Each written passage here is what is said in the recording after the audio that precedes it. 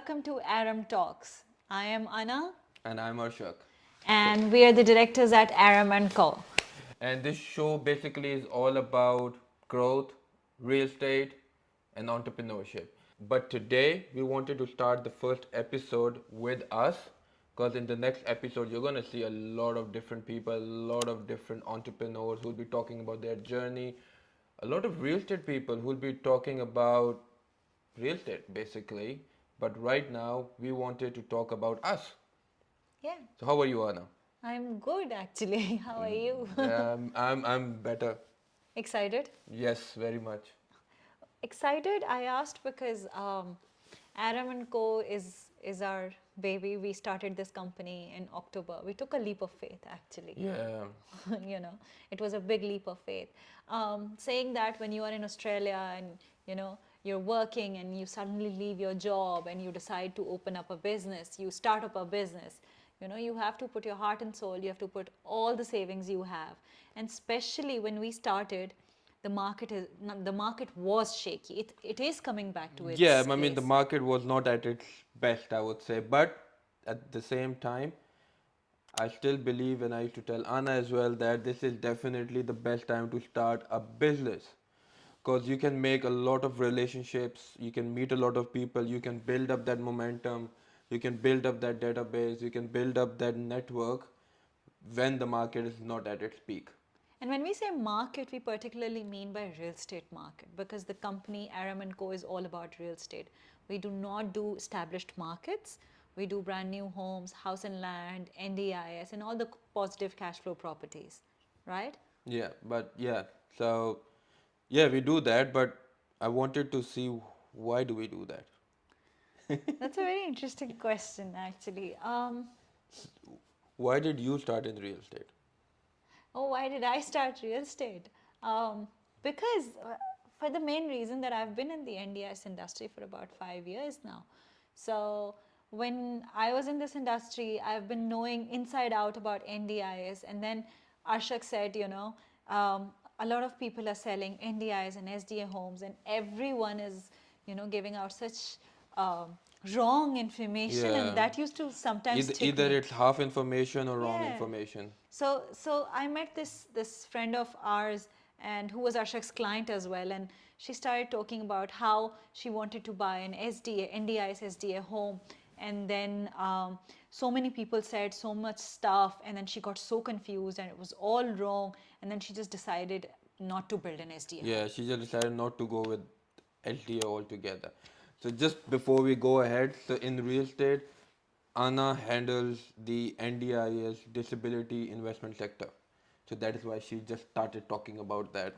Like, why did you start in real estate? Because I was in NDIS for a long time. So yeah, That's that is why I why. started real Yeah, estate. I yeah. mean, I didn't want it to be, I wanted to have my background knowledge. And the reason I only chose this sector in real estate, particularly, it's not like I don't do any other thing, but particularly I work on NDIS, SDA sector, is because I know the information. At least I know I'm well versed in it, Oh you yeah, know? now that is very true, very true. I've seen a lot of people just selling NDIS homes because of the trend, Yeah. because of the hype, because of the wind flowing that way. I mean, And coming back to you, why did you start real estate? because I love real estate. I love meeting people. I love the bling of it. I love the whole how lifestyle business it can become. Not a corporate, but a lifestyle business. And I always loved properties. I mean, even we roam around, drive around in That's areas true. just to look at houses. So I used to do that when I was a kid as well. And plus, I still remember my elder cousin. He did ask me once. He's like, I mean, I was in real estate at that time. I was 18 or 19. So he's like, I mean, I know you're doing real estate, but what would you like to do? Yeah. And what would make you feel happy and you would love to do it your whole life? Yeah. So I just came back and said real estate, real estate, real estate. He's like, no, take 3 days. I think it was 2 or 3 days, and he's like, take 3 days and come back to me after thinking about it. So after 3 days, I went back to him and I'm like, real estate. It's actually very interesting. We both come from real estate backgrounds, you know. Not only that we came to Australia and suddenly we wanted to, like he's telling us about, you know, how he was 18. And my parents have been in the construction industry for as long as I can remember. My parents actually did house flipping, you Yeah. know, and it's funny, but we have done 33 house flips in our entire life, and that's a lot of houses. Trust me. Buy, add value, sell. Yeah? Yes, we used to actually buy the land, build a house on it, Yeah. add value to it, live there for a year or a year and a half, and then sell it. Because people used to love how my mom used to decorate the house, and we always used to, you know. So we did house flipping, construction, buying lands. So it was always there, you know. It was engraved. Yeah, and I believe, and I started in real estate, and my family is from project sales, real estate project sales. So we used to sell apartments, new houses, lands. Yeah. So I believe that is why I started my career in project sales, then came to Australia, did established market, the whole traditional real estate stuff, and then I pivoted back to project sales and selling brand new houses because I don't know, I just love selling new Going back houses. to the roots. Oh yeah, obviously, obviously, yeah. I think it's better. Yeah, Yeah. it's better for me. And at the end of the day, you gotta do what you gotta do. You So gotta do what you love. that's for sure. That's for sure. Arshak, what would you like to tell us about the current real estate market in Australia, particularly? Look, as I've said so many times, the Australian, the Australian market is or the Australian economy is a very strong economy, and in in strong economies, real estate don't just crash out of the way. They don't go down 30, 40, 50%. So right now the market is definitely not as it was before. It has corrected a little bit. People are scared. A lot of buyers are just scared to buy. The media is showing 30, 40% crashes coming up. The interest rates are going up. But at the same time, even if I wasn't in real estate, what I would have done and what I always tell all my clients, all my buyers, whether you are an owner occupier or an investor, for owner occupier, market doesn't matter. If you're ready to buy, just buy. Because you're buying a house for yourself. You're buying a house to make it a home. So just buy when you're ready. You're not selling that house after 1 year or 2 years. So True, just buy it. true. And for investors, when the market is down, when the market is corrected, when other people, other buyers are scared to buy, that is when is the right time to get your investment because you won't be competing against other buyers. You can get better opportunities, better offers, better houses, better investments, which you cannot get when everybody is buying and the property market is here. So right now, if it's here, go buy. And a lot of seasoned investors know that and they are buying. There are the record numbers of investors And buying right that's now. why we say this is a buyer's market, particularly. This particular market is a buyer's market where buyers are the kings, you know. They have the chance to negotiate, they have the chance to choose the product, they have the chance to actually select, pick and select and say, this is the one I want to invest in, you Yeah, know, that's true. rather than being in the market and just saying, okay, I'll take whatever I can get, Yeah. you know. Right now it's there's no, like on the rental properties right now, for example, each rental property has 30 or 40 applicants, whereas if you go to buy a property there are not that many buyers, so that means you have more chances there. I mean, Yeah. you're competing in the rental side but But you're if not you're an competing. investor and there are not much buyers, that means you're getting better offers, better houses, better opportunities, better options. Of And course. once you get that option, once you avail that option, then there are like 30, 40, 50 applicants per house right now because it's a rental crisis. So that means your house is not getting vacant, not Oh, for staying vacant. sure. So it's a win-win for investors and for buyers. Look, every market is a good market as long as you're ready, For but sure. not for SDA. I I mean, mean, not the market, but the SDA is not for everybody, is it? SD is not for everybody. I mean, see, that's the thing. So People, SDA is specialist disability accommodation. special disability accommodation. So it is for people who are mentally and physically challenged. And an investor who wants to jump into this has to keep in mind that SDA is a bigger investment than any normal investment, first of all. Second of all, what we don't realize is, Arshak, that banks usually take an SDA as a business. Yeah. So they evaluate it as a So business. they don't. So they take it as a business, but the problem is they value it as a residential house. Yes, so once you get the loan, it's on a normal That's it. residential So the house. problem in layman word comes in. Correct me if I'm wrong. Is that obviously you're building an SDA house? That means your construction price is higher than Yeah. a normal standard residential house. Yes. So the but for in terms of in the eyes of bank or in the eyes of the lender, it's a traditional house. So your capital is over here, you invested over there, but they are valuing it over here as a Yes. residential house. So the gap between the valuation or that price gap is what you have to pay Yes, so from your own that's why. pocket. Yes, Yeah? so absolutely, there's an evaluation gap. That's where a lot of investors get stuck. That's where people don't have the information, and usually, they're misdirected Yeah, at, there's and then they come and they're like, why do we need a 30% deposit? So it's not you need a 30% deposit. It's only because we're filling the evaluation gap. So you're just when filling the gap, yeah. Yeah. exactly. So once you go to the bank, you don't want to be rejected. You're all mentally prepared. You want an SDA Yeah, that's good. house. I mean, it's all real estate. We're talking about SDA, we're talking about investment, the market. That's all boring. Tell me, what did you do before real estate? Oh, not. That's a good one. I'm professionally a filmmaker. Yeah, So I did my bachelor's in filmmaking. I went back home to Pakistan. Yes, and that's a I photographer. had my own production house. Yes, that was a very bad Yeah, that was like depiction of for filmmaking. never know. But I had my own production house in Pakistan. I did ad films. I did dramas. I did documentaries. And just like any brown parents, my parents had the wish of getting their daughter a master's degree. So Postgraduate. Yeah, so you came to Australia for postgraduate, I came to Australia and literally worked my ass off and got my master's degree.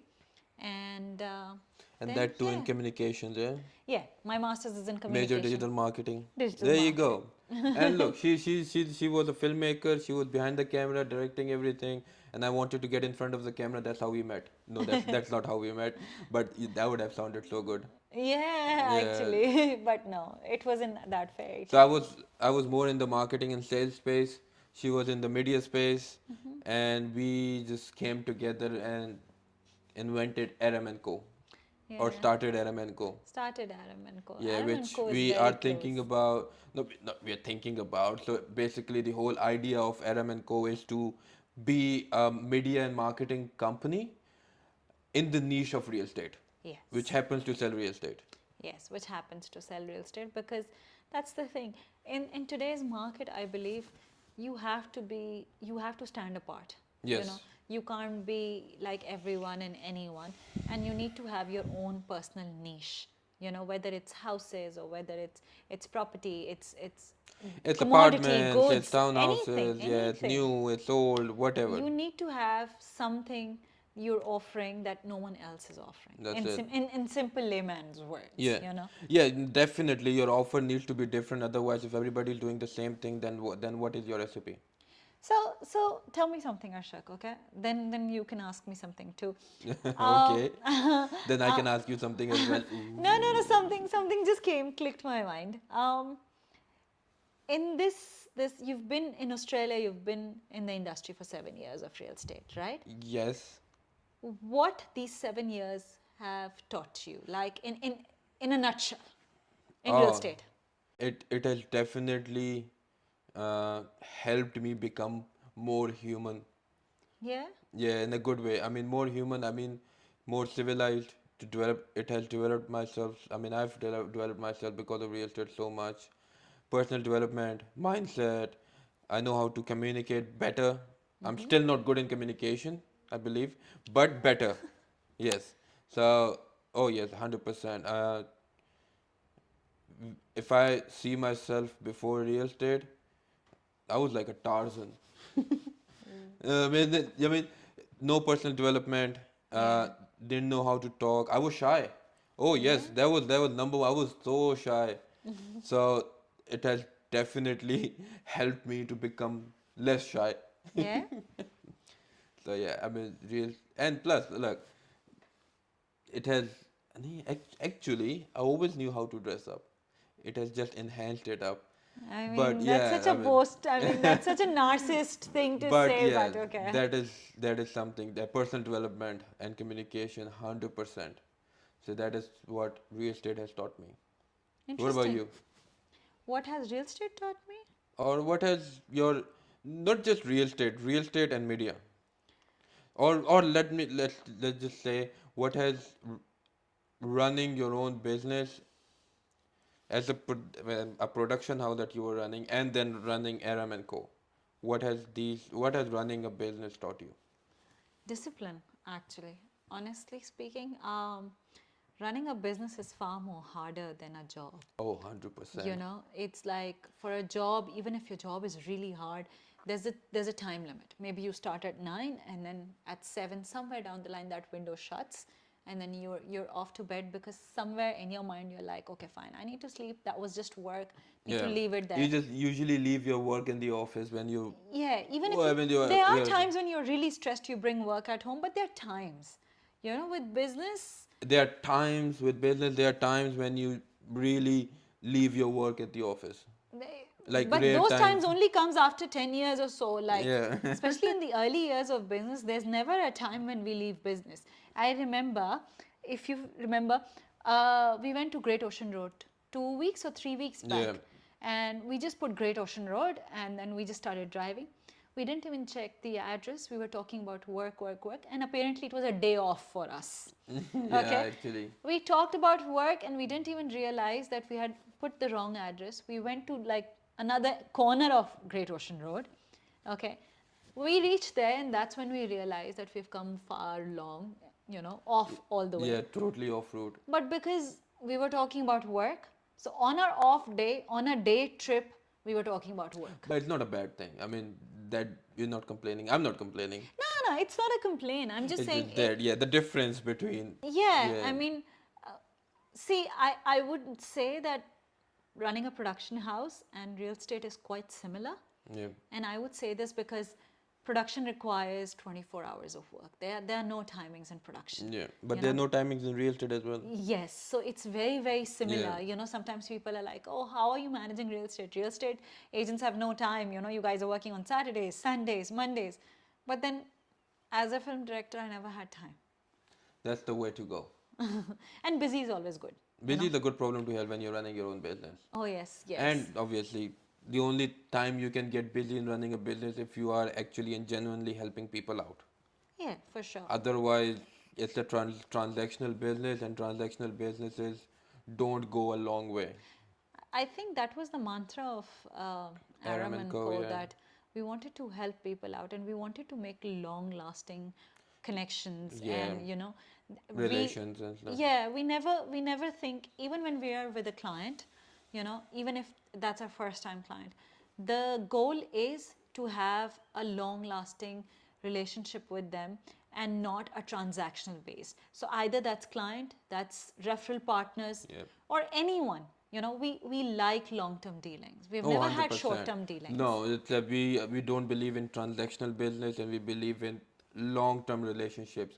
Plus, we are young, so we need to have long-term relationships. We are He not says in the that all game the for time. 3 years or 5 years. We are young, so you got to go a long way.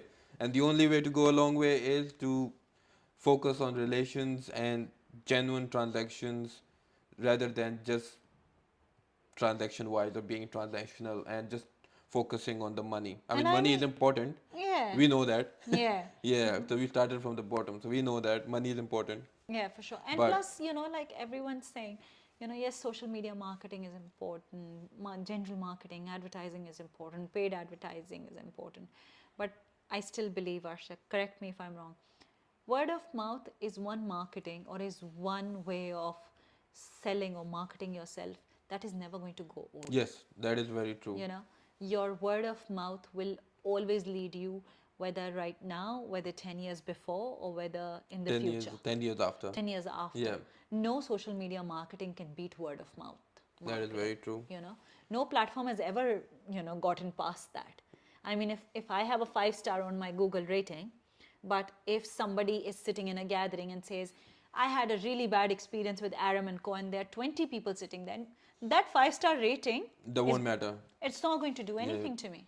You We know? lost those 20 people at the same instant, and from those 20 people, even if they're telling it to another one person, we lost another 20. So Yeah. like 40 to 60 people are gone. Yeah. So it won't go that long. So yeah, the word of mouth is the best one. I strongly believe into it. And I think that's just one particular, that's such a genuine way of telling what you're doing wrong and right. You can never feed that, Yeah, you know. that's very I true. can never catch someone and be like, please help me go in a gathering, sit down and talk nice about me. Can you please go and talk nicely about us, Yeah. please? Yeah, so that's so I mean, genuine. please. That's so genuine, so you have to keep in mind that these days networking is a huge thing, Yep. and people talk.